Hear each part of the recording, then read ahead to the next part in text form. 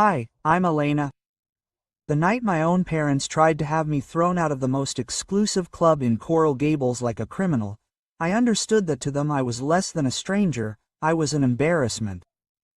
It was the greatest humiliation of my life, but it was also the beginning of my liberation. Have you ever been made to feel like you don't belong in your own family? Before I tell you the exact phrase my father shouted for everyone on that terrace to hear and the manager's reaction that changed everything,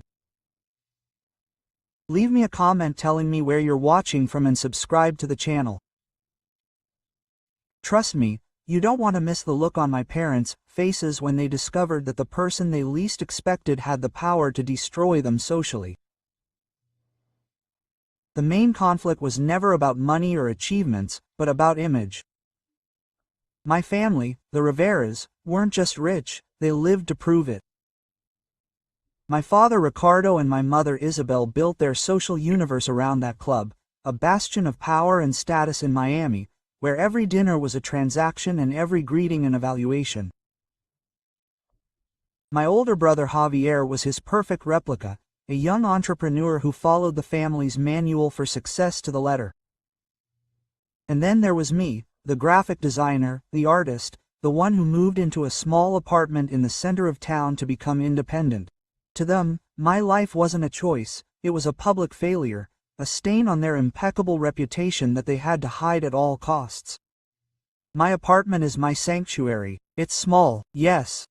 And the walls are covered with sketches, color palettes, and half-finished projects. But every corner screams freedom. Here I don't have to pretend to be someone I'm not. I survive on my own contracts, sometimes with difficulty, but with the satisfaction of knowing that every dollar I earn is mine. This independence was a direct offense to my parents. They didn't understand why I preferred my bohemian and precarious life to the comfort of the family mansion.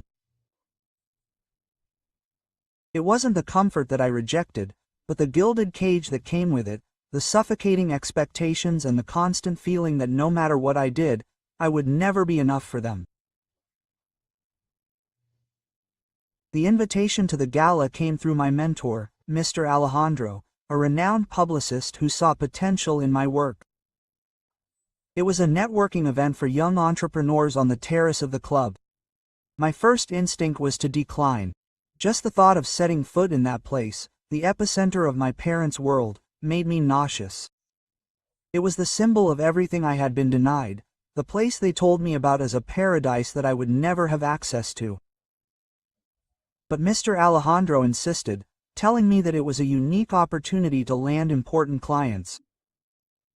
With a heavy heart, I accepted, convincing myself that I was going as a professional, not as the wayward daughter of the Riveras. That night, as I got ready, I felt a knot of anxiety in my stomach. I chose a simple but elegant dress, a dark color to go unnoticed. I looked in the mirror and saw an imposter. Every fiber of my being told that I did not belong in that world of fake smiles and calculated conversations. I felt the weight of years of contempt. My mother's phrases echoed in my head. Dear Elena, people like us don't mix with, well, you know, people like me, the artist, the one who didn't understand the importance of a last name. Despite my fear, there was a small spark of defiance in me. I was going to show them and myself that my talent was worth more than their status.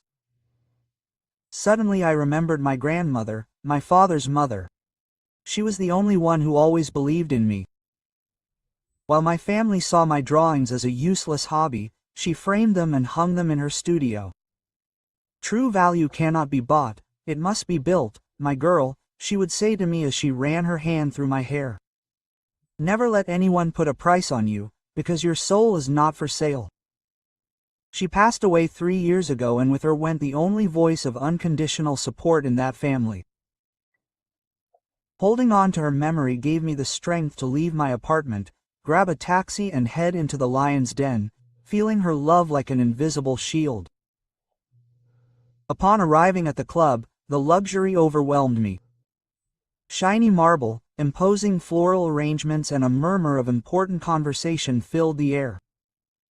Mr. Alejandro greeted me with a warm smile, which eased my tension a little. He introduced me to several people, potential clients who seemed genuinely interested in my portfolio. For a moment I allowed myself to relax. Maybe I could survive the night.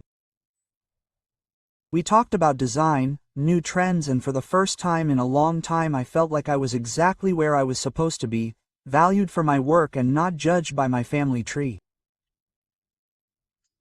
The terrace had a spectacular view of the city, and for a moment I felt on top of the world. That feeling was shattered in a second. Across the street on the terrace, sitting at one of the best tables, were my parents. They didn't see me at first. They were laughing with another couple, the perfect embodiment of Miami's elite. My mother Isabel with her discreet but very expensive jewelry, and my father Ricardo with his air of innate superiority. My heart stopped. I prayed that they wouldn't see me, that I could finish my conversations and disappear, but it was useless. My mother's gaze met mine and her smile froze. Her face went from social cordiality to a mask of pure disbelief and disgust. She nudged my father, discreetly pointing her head at me. My father's reaction was much worse. There was no discretion. His face reddened with a suppressed fury that I knew all too well. I saw his jaw tense as he glared at me, as if my mere presence were a desecration of his sacred temple. The couple they were dining with noticed the change in atmosphere and glanced in my direction curiously. I felt all the eyes on the terrace begin to turn to me, gravitate toward our silent confrontation. Mr. Alejandro beside me realized what was happening and placed a reassuring hand on my shoulder, but it was too late. My father rose abruptly from his chair, throwing the linen napkin onto the table. His voice, a thunderclap that shattered the elegant murmur of the place, resounded with a sharp and humiliating order. "Call the manager right now." My father's shout cut the air like a knife. The elegant murmur of the terrace faded into a thick and sudden silence. All heads turned in our direction. I felt dozens of eyes boring into me, curious and judging me. Time seemed to slow down, each second stretching into unbearable agony. My wine glass trembled in my hand. I wanted the earth to swallow me, to disappear, to become an invisible shadow. It was as if a blinding light were pointed at me, exposing every one of my insecurities. Humiliation was an icy wave that ran through my body, paralyzing me completely. I couldn't move, I couldn't breathe, I could only feel the weight of the public shame that my own father had just mercilessly dumped on me. As if the scream hadn't been enough, my mother Isabel added her own dose of venom. In a cold and controlled voice, but loud enough for the nearby tables to hear, she pointed in my direction and said, "She shouldn't be here. Get her out immediately." Her words, unlike my father's furious outburst, were precise, calculated to hurt. "Get her out," echoed in my head like a sentence. It wasn't a request, it was an order to banish. The businessmen I had been talking to moments before looked away, visibly uncomfortable, distancing themselves from the scene. In that instant, I stopped being a promising designer and went back to being the family disappointment, the stain that needed to be erased from the perfect Rivera painting. Mr. Alejandro, next to me, didn't move. His presence was an anchor in the middle of the storm. I felt his hand, which was already on my shoulder, apply gentle pressure, a subtle gesture that said, "I'm here. Don't break down." It was such a small, yet meaningful act of support that kept me on my feet. He didn't say a word, didn't confront my parents, just stood by my side. A silent witness to my social crucifixion. His calm contrasted starkly with the chaos I felt inside. I clung to that small physical contact like a lifeline, proof that I wasn't completely alone on this island of hostility my own family had created for me amidst the crowd. I saw a young waiter, his face pale and his eyes wide, almost run into the building. Other members of the staff looked at each other, unsure how to proceed. The order came from Ricardo Rivera, one of the most senior and powerful members of the club. Ignoring him was risky, but ejecting a guest from a corporate event like that was a violation of every rule of etiquette. His indecision only prolonged my agony, keeping the spotlight on me. With every passing second, I felt myself shrinking a little more, wishing I was so small that no one could see me. My father's power in that place was palpable. He had turned the staff into his reluctant executioners. In that whirlwind of shame, a fleeting memory hit me with the force of a punch. I was 18 years old and at a family dinner, proudly displaying my first design portfolio. My father had glanced at it with disdain before closing it and saying in front of everyone, "Expensive hobby, Elena. Time for you to think about something serious like your brother." That offhanded statement had planted seeds of doubt in me for years, and now here I was at the epicenter of his world, being treated not like a professional but like a child with an annoying hobby that had crept in where it didn't belong. This humiliation wasn't new. It was simply the most public and cruel version of a long-standing wound. The arrival of Mateo, the club manager, changed the dynamic. He walked with an unflappable calm, his suit impeccable, his expression serene. He did not seem rushed or alarmed. He moved with the authority of someone who had handled countless delicate situations. His presence imposed a new kind of silence, one of expectation. Everyone on the terrace, including my parents, waited to see how he would resolve the problem. For me, his arrival was the final nail in my coffin. He was the man who would carry out my father's order, the one who would politely ask me to leave, thus completing my humiliation in front of everyone. I braced myself for the final blow, gathering the last shreds of my dignity. My father did not wait for Mateo to reach the table. He approached him with determined steps, intercepting him halfway. Mateo, his voice resonated with an arrogance that left no room for doubt. Pointing at me with a dismissive gesture, he continued, "I don't know how this person managed to get in, but I assure you she is not a member of this club. I want her escorted out of my sight immediately." The word person was spit out like an insult, a way of stripping me of any identity, of reducing me to an anonymous intruder. He was establishing his dominance, making it clear that this was his territory and that my presence was a violation that must be punished without delay. Isabel, my mother, joined him in bolstering the attack with a layer of false concern for the prestige of the place. "This is a profound embarrassment, Mateo, for the club," she said in a condescending tone. "Imagine the kind of people who might start sneaking in if the rules weren't firmly enforced. Standards must be maintained." His argument was perverse. He disguised his personal cruelty as a defense of the institution's principles. It wasn't about me, it was about the status of exclusivity. In their minds, I was a threat to the delicate social ecosystem they worked so hard to maintain. Once again, I was the problem to be eliminated in order to restore order. It was at that precise moment that something inside me clicked. The fear and shame that had been overwhelming began to give way to a cold, calm rage. Suddenly, my grandmother's words rang through my mind with crystal clarity. "Never let anyone put a price on you, because your soul is not for sale." I felt as if her spirit was beside me, giving me the strength I lacked.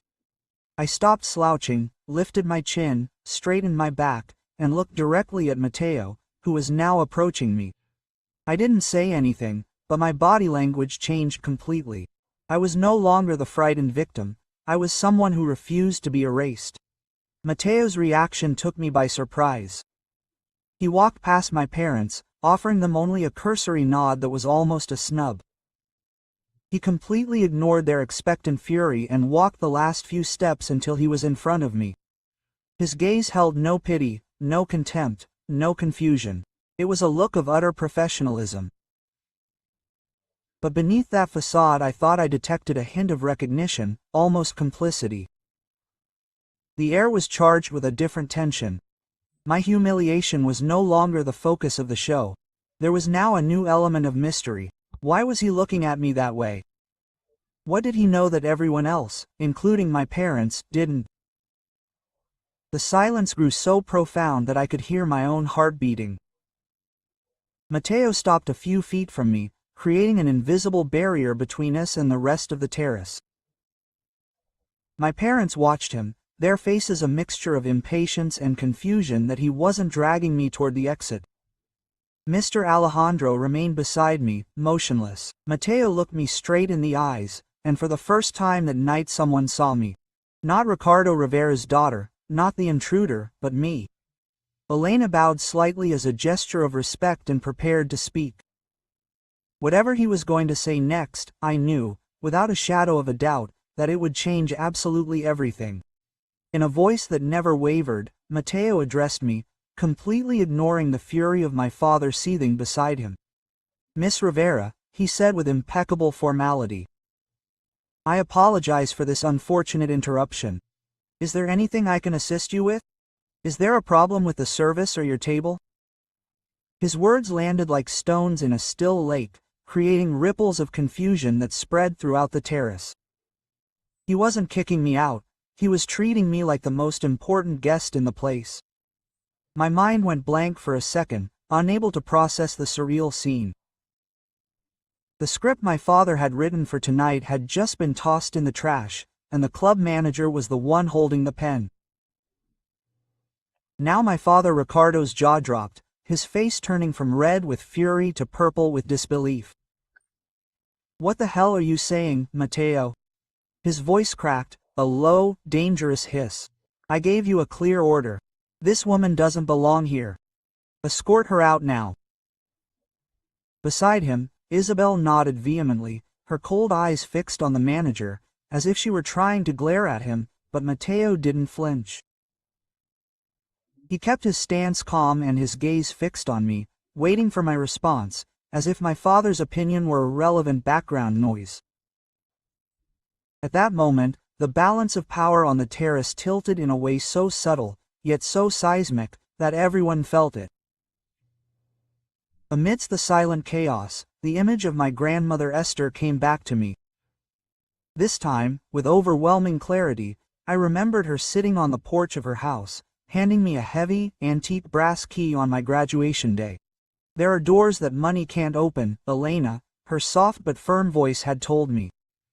"But dignity and integrity can. This key is a reminder. One day you will understand what door it opens." I never knew what he was referring to, and the key had remained forgotten at the bottom of my jewelry box.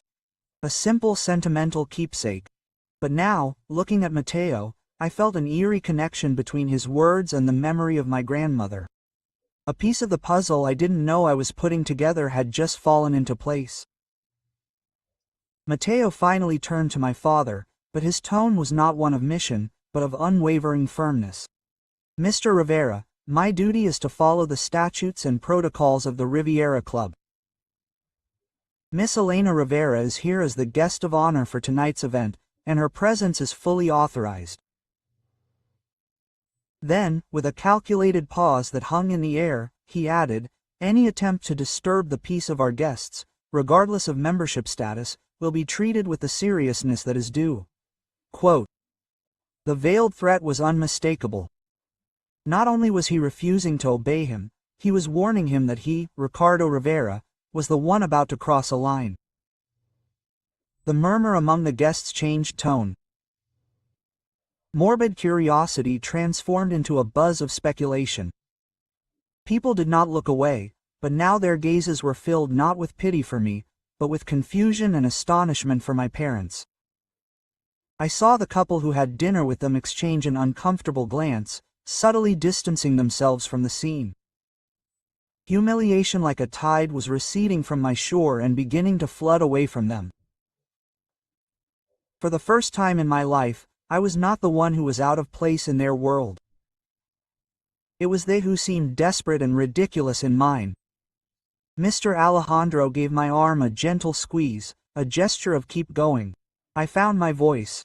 It was shaky at first, but I gained strength with each word. Looking directly at Mateo, I answered him with the utmost calm that I could muster. Thank you for your concern, Mateo. Everything is in perfect order. It was just a little family misunderstanding. I used the word family on purpose to frame my father's outburst not as an act of power but as a domestic drama, something vulgar and inappropriate for such a fancy place. I saw a spark of satisfaction in my father's eyes, thinking that I was downplaying the situation to save face. He didn't understand that what I was saving wasn't his reputation, but mine. My mother's response was pure venom. With a condescending smile she addressed Mateo as if I were a child throwing a tantrum. You see, Mateo, she's a very dramatic girl, always seeking attention. It would be best if we took her home so she wouldn't continue to bother us. Her attempt to paint me as an unstable and emotionally fragile person was her last weapon. She wanted to strip me of all credibility, to reduce my presence to a childish whim, but her tactic rang hollow, desperate.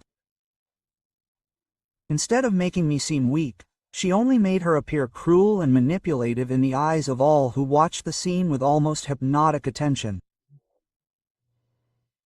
It was then that Ricardo, seeing his authority crumbling, made his fatal mistake. In a last-ditch attempt to reassert his dominance, he shouted, "This is absurd. I am a founding member of this club. I have invested millions in this place. This membership gives me the right to decide who gets in and who doesn't." His voice was laced with an arrogance that bordered on hysteria. He was playing his trump card. His money, his status, his power. He was convinced it was an irrefutable argument. The one sentence that would end all this madness and restore the natural order of his universe. With me out and him at the top. Mateo didn't even blink.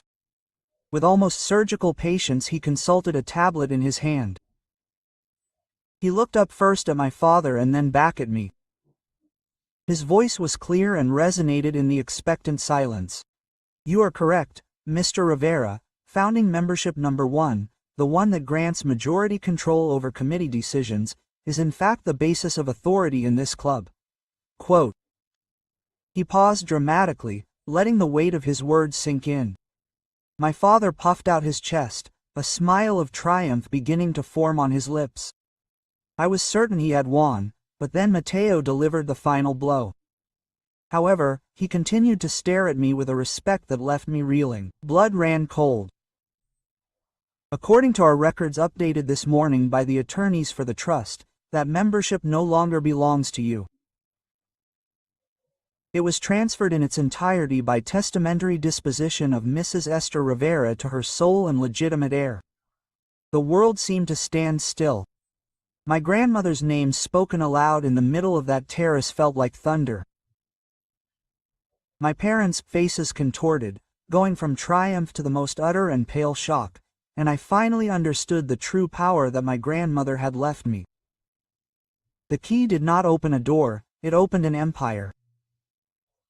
The silence that followed Mateo's words was deeper and heavier than anything I had ever experienced before. It was a silence that absorbed sound, light, and air. I saw the color drain from my father's face, leaving a mask of pale, smudged wax of disbelief. His lips moved, but no sound came out. My mother, on the other hand, seemed to have turned into an ice statue. Her hand, which had been about to take a glass of champagne, she froze in midair, trembling visibly. The entire world, that entire terrace full of important people had been reduced to that single moment, to that revelation that hung between us like a social death sentence for them and a birth sentence for me. The humiliation they had inflicted on me was slowly, inexorably reversing, like a tide turning back on its own waves. My father finally found his voice, but it was a hoarse, recognizable rasp. This is ridiculous. He stammered, trying to force a laugh that sounded like breaking glass. This is a mistake, an absurd clerical error. My mother was senile. This has no legal standing whatsoever.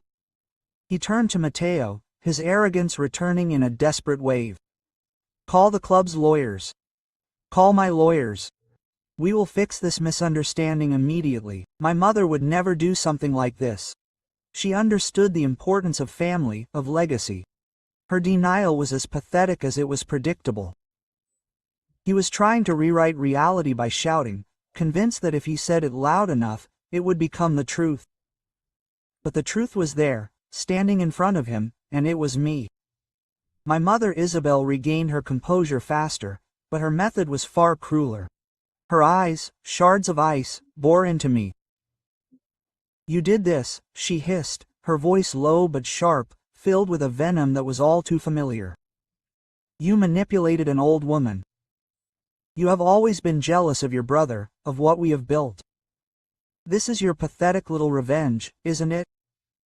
Using your grandmother's dementia to steal from us what is rightfully ours.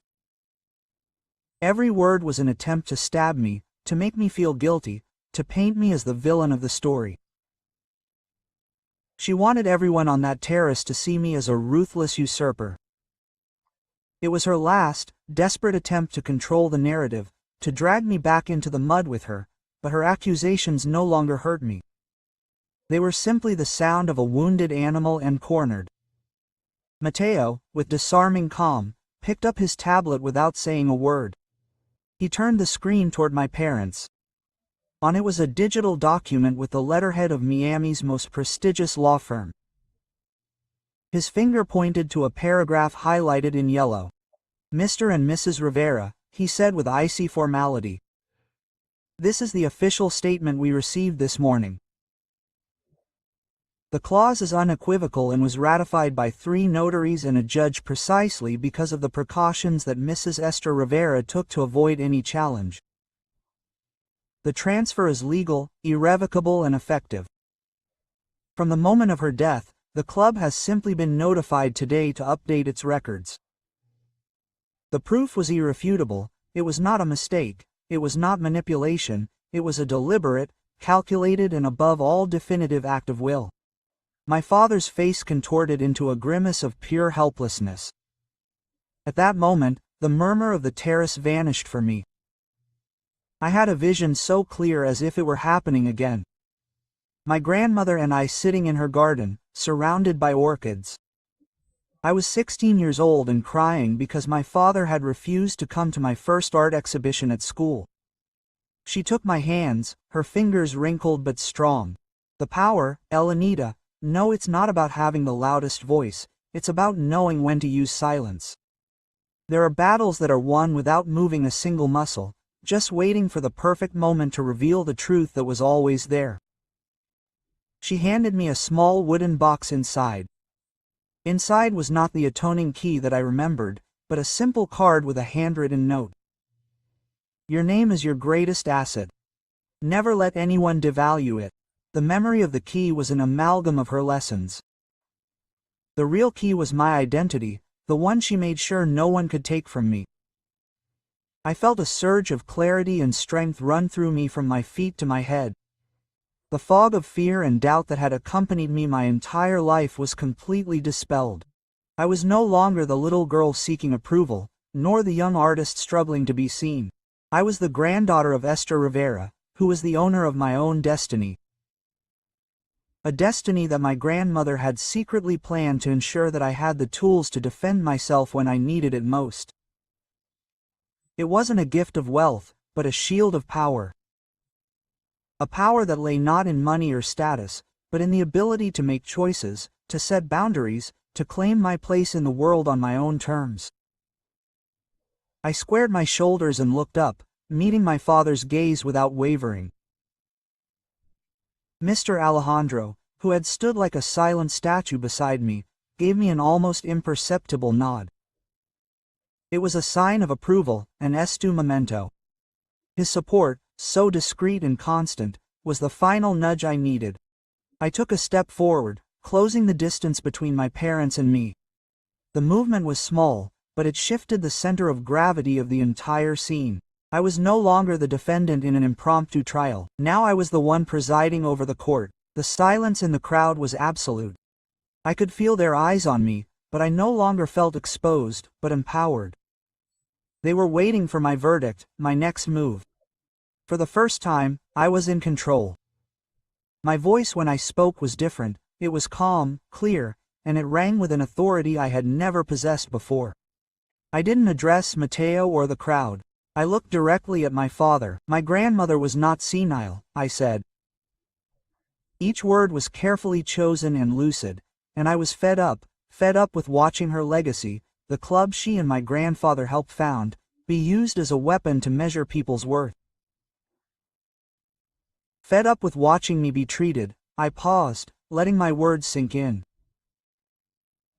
This wasn't revenge, this was a lesson, one she knew they would never learn any other way.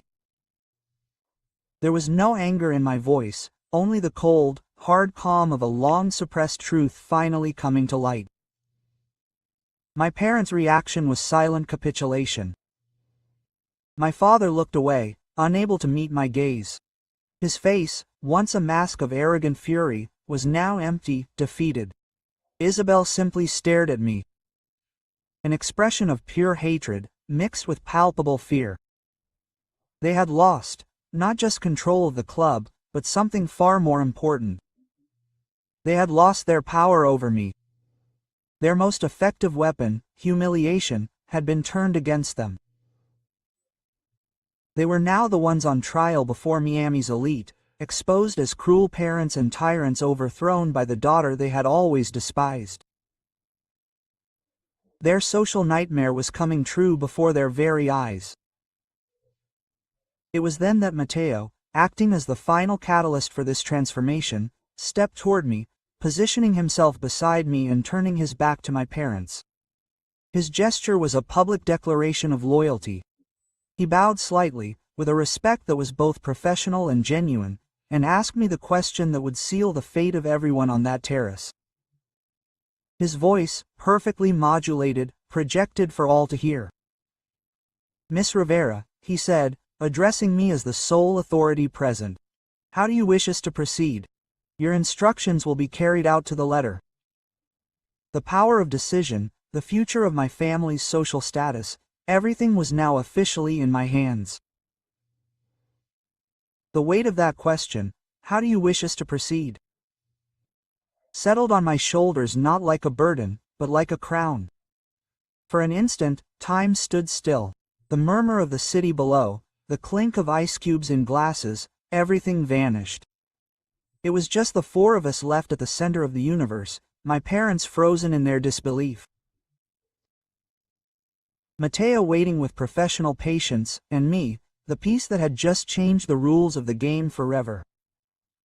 I felt the gazes of the entire terrace fixed on me, but they no longer burned me. For the first time, I didn't feel judged, but seen. I understood that I had within my power the ability to destroy them socially, to do to them exactly what they had tried to do to me. The temptation was a fleeting, dark spark, but it was extinguished almost instantly. I took a breath. I took a deep breath, filling my lungs with the cool night air and a calm I had never known before. The rage that had consumed me moments before had transformed into an icy clarity, into an absolute certainty. I looked at Matteo, but my words were not for him. They were for the two people who had given me life only to try to take it away in every way possible. Quote, "Thank you, Matteo," I said. My voice was steady, without a hint of a tremor. Nothing needed to be done, absolutely nothing.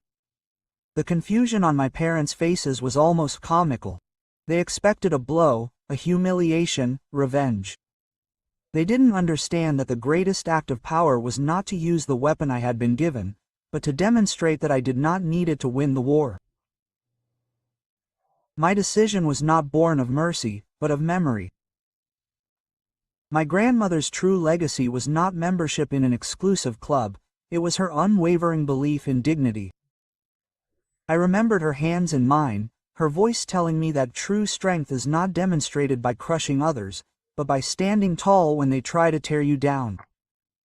She hadn't given me this power so that I would become like them. She had given it to me so that I could finally be me, free from their judgment and their control. Kicking them out of the club would have been to lower myself to their level, to play their dirty game, to leave them helpless and exposed. It was a much deeper and more lasting victory. It was to demonstrate that my worth did not depend on their exclusion. Please, leave everything as it is. I repeated this time with a serene smile directed at Mateo. He nodded once, fully understanding the unspoken message. It was not an apology, it was a dismissal of their influence over my life. With that simple gesture I had taken away their last shred of power, their ability to affect me. Then, with deliberate slowness, I turned to face my parents. The couple they had dined with had discreetly stood up and walked away, leaving them alone on their island of shame. The show was over for everyone else, but for us the real final act had just begun. It was just them and me, under the Miami moonlight, with years of accumulated pain and contempt between us. I looked them straight in the eyes, one by one. First my father Ricardo. His face, which moments before had been a mask of arrogance, was now a canvas of defeat. The fury had been replaced by a pathetic vulnerability that had never before been his. Seen. Then I looked at my mother Isabel. There was no defeat in her eyes, only pure, icy hatred. A hatred born of fear, of the terror that I had lost control forever.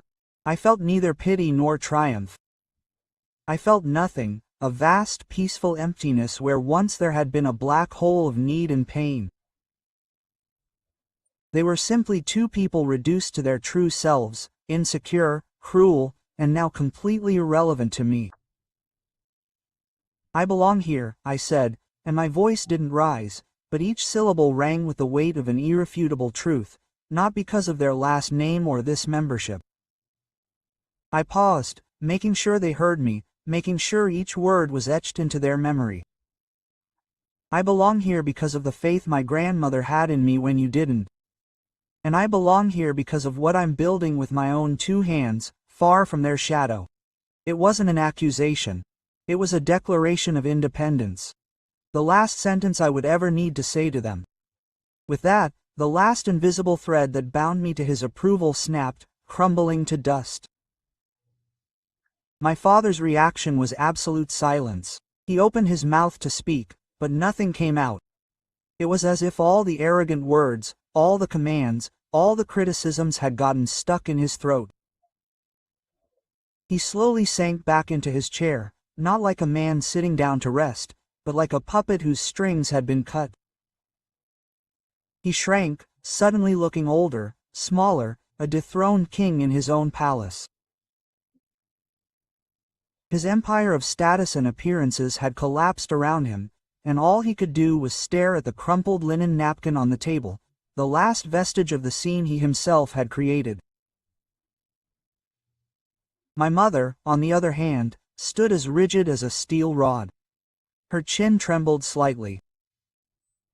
The only outward sign of the storm raging inside her was one last look at me. A mixture of contempt and a fury so deep it was almost tangible. He didn't say anything. He didn't need to. His silence was a wasted battle cry. An admission that all his weapons, the guilt, the manipulation, the shame, had been rendered useless against me. The glass wall he'd built around himself to protect his perfect world had shattered, and for the first time, he was exposed without defenses. The murmur from the terrace returned, but it was different. They were no longer whispers of curiosity, but of judgment. I watched as people looked away from my parents, as they talked quietly behind their glasses. The club that had been their stage to shine had become the tribunal for their social condemnation. The humiliation they had engineered for me had been returned to them 100-fold. Not by my hand, but by the weight of their own actions. The status they prized so highly was fragile, and they had just shown the entire Miami elite how easily it could be shattered. They were the subjects of a scandal that would be told for weeks. I turned my back on them for the last time.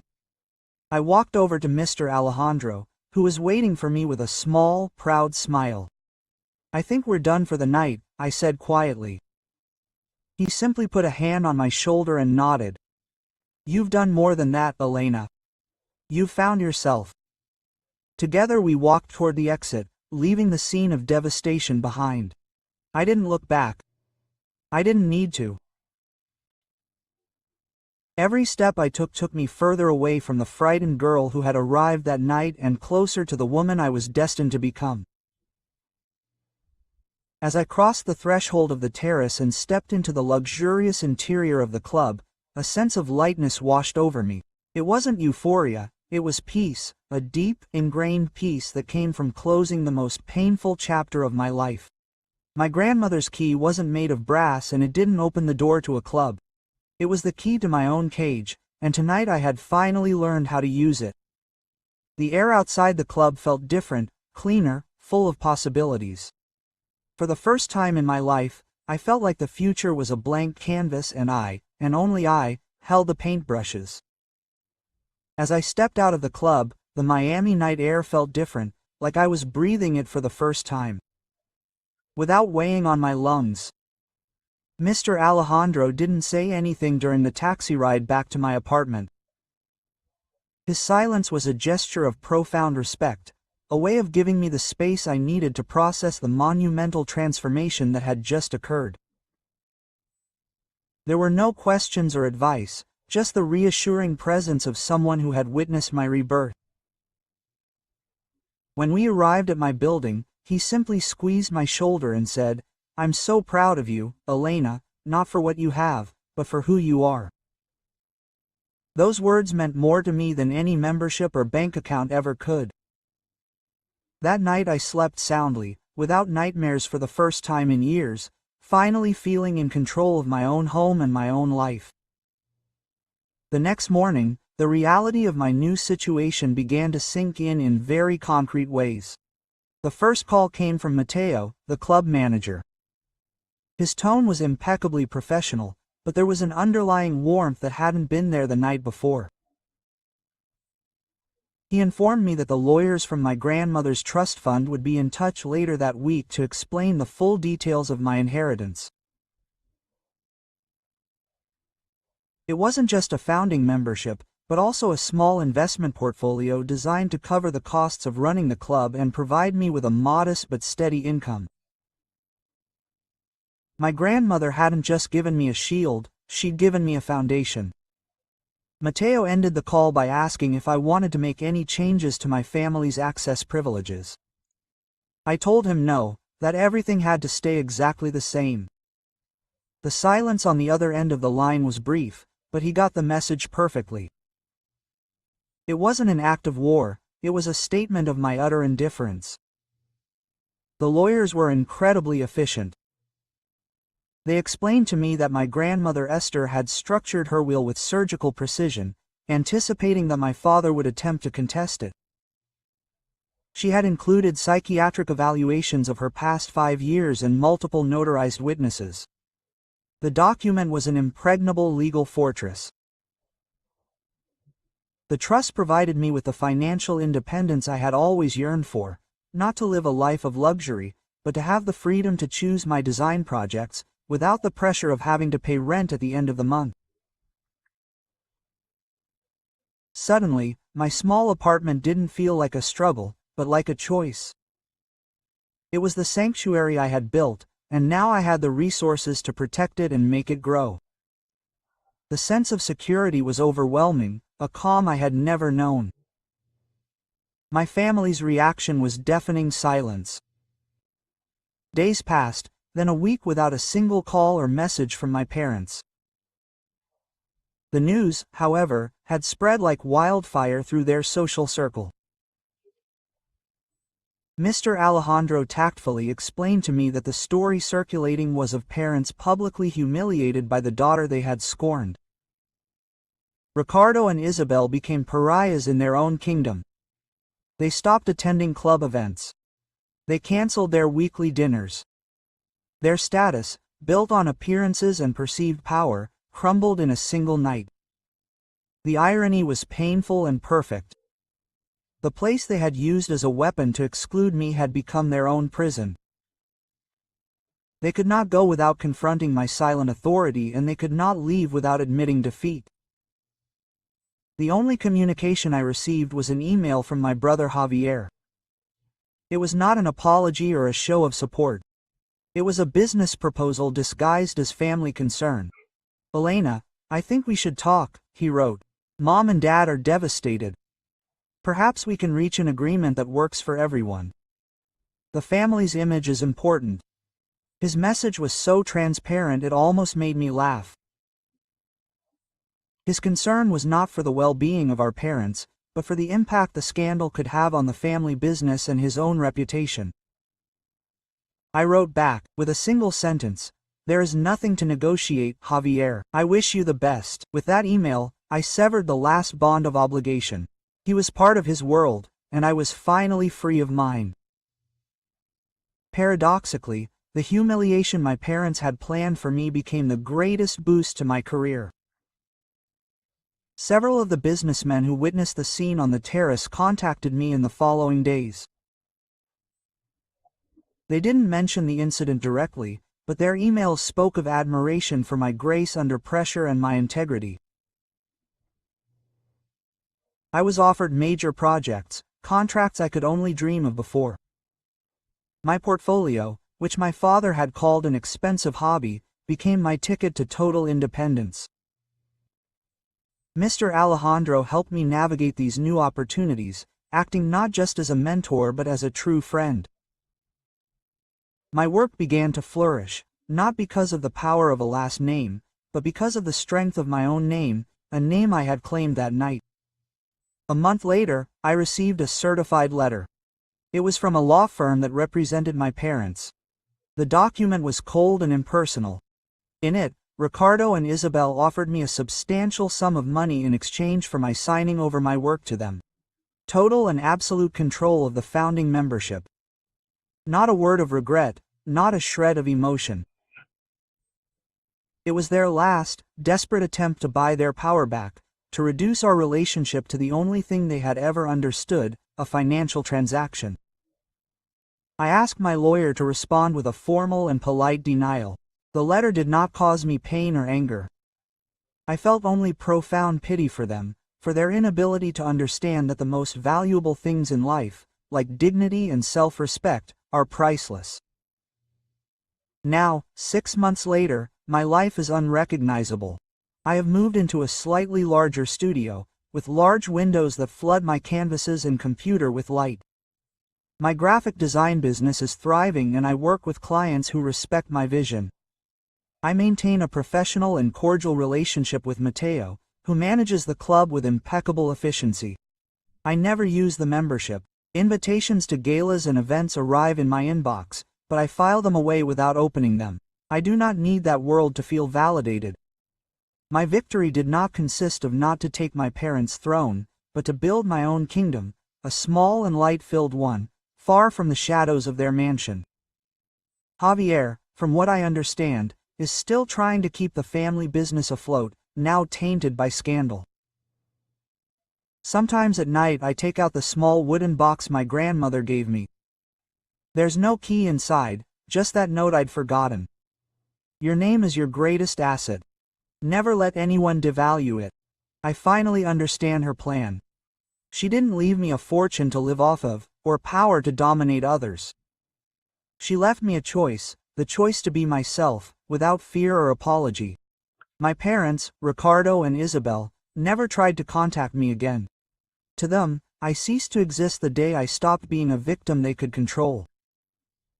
And to me, they became a distant memory, the ghosts of a life that no longer belonged to me. I am Elena Rivera, not because of my last name, but because of myself. And for the first time, that's more than enough. So if you're wondering what it tasted like, of the victory that night, I will tell you it wasn't sweet like revenge, it was quiet.